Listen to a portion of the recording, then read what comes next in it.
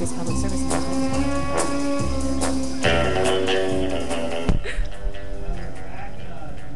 We're back, WHITradio.org. This is a special segment. This is our special segment, which we're recording now on Ustream. Hopefully it'll go on YouTube. And we're going to start off this segment with This Day in History with Demi. Yes, declared in 1787, Delaware became the first state to ratify the U.S. Constitution. 1917, the U.S. declared war on Austria-Hungary in World War I. 1941, the Japanese attacked Pearl Harbor, and 1975, Indonesia invaded East Timor, leading a 25-year occupation. And 2002, Iraq formally declared the UN that it had no weapons for mass destruction.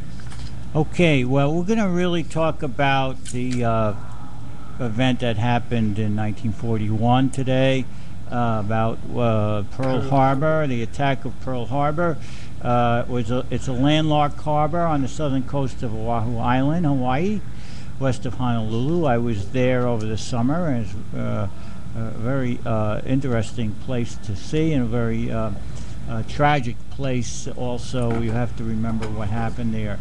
It's the largest and best natural harbor in the East Pacific Ocean. In that vicinity are many U.S. military installations, including the chief U.S. Pacific Naval Base, Hickam Air Force Base, Pearl Harbor Naval Air Station, and Camp H.M. Smith, headquarters of the U.S. Pacific Command.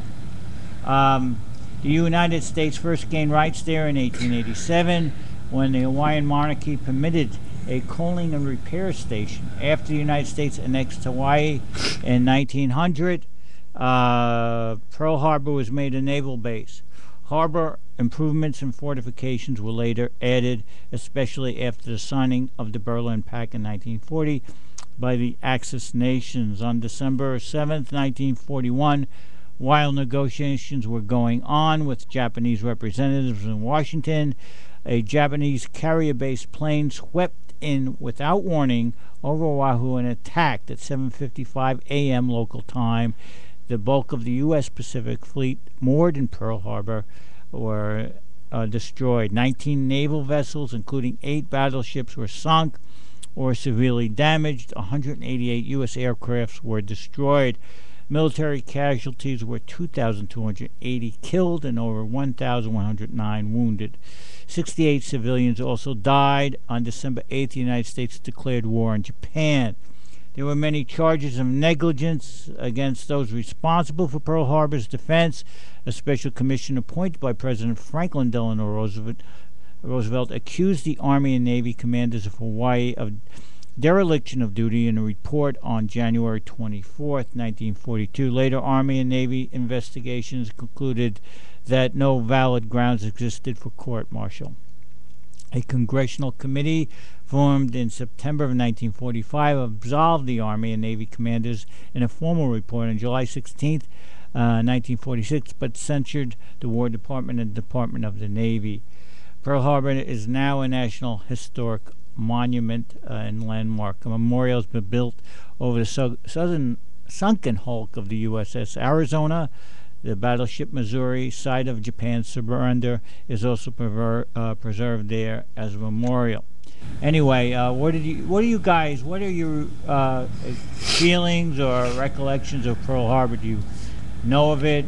Did you hear of it? Yeah, I was studying in school, like I think twice in school, in different grades, and I learned it was very cruel.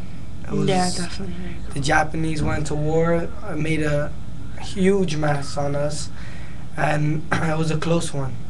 Yeah, so, it was a, they were here actually negotiating with us some sort of peace thing, treaty, and as these negotiations were going on in Washington, they attacked us, so it was kind of like, stab in the back. Right. That's exactly what it was. I do think it was a stab in the back too, and I think it was very cruel. But yeah, I don't know. I studied it a couple of times in school too. Okay. It essentially woke up America in many ways. We were kind of a hibernating bear. When we were attacked in Pearl Harbor, it changed everything. and we went full guns. I mean, 100% into the war effort, and we declared war in Japan, and eventually we declared war on Germany. I really think they had no chance against us. The thing that killed us was the surprise attack. Well, actually, they had a very good chance of attacking us. If they had gone further with their attack, they actually could have came into California. We really didn't have any defense mechanisms in place, and they really could have done an incredible amount of damage. They stopped at Oahu, they stopped at Hawaii, but if they had listened to some of the leaders back then in Japan, they would have continued their attack all the way into California, and the ending of the war may have been quite different. Didn't they say they had a nuclear, like a secret bomb or something like that? Everybody was always saying that. Yeah. We were the first ones to deploy it, however. And they believed it, though, right? That's one of the reasons that stopped. Yeah. Well, they believed it after we did it. Yeah. I mean, after we dropped 2 bombs on Japan, Hiroshima and Nagasaki, they believed it. I mean, we had dropped pamphlets before saying that we had this atomic weapon. They didn't maybe believe us, but after we unfortunately did it, or fortunately, a lot of people said actually saved lives. Yeah, of course, they surrendered. But this opened our eyes. This led to us declaring war against Japan on the next day. So, which we're friends with them now, right? Yeah. Yes. Yeah. We're actually, though, in our surrender agreements with them, they are not allowed to have any Navy or Army. I mean, they're not allowed to build up militarily in any way. So that was, I believe, the agreement with them. But it was a day that lived in infamy, as Franklin Delano Roosevelt said, and unfortunately resulted in so many deaths and injuries. I had an older friend that was there. He was a 17-year-old boy. He was at Pearl Harbor, and I got some first-hand knowledge about what it was like during that early Sunday morning attack. Wow. Yeah, so he's good now? Yeah, what? He's okay? He's dead. Oh. He died a couple of years ago, but not from Pearl Harbor. Oh. All right. Wow. I mean, he was a 75, 80-year-old man telling me about his experiences there. So that's pretty much about Pearl Harbor.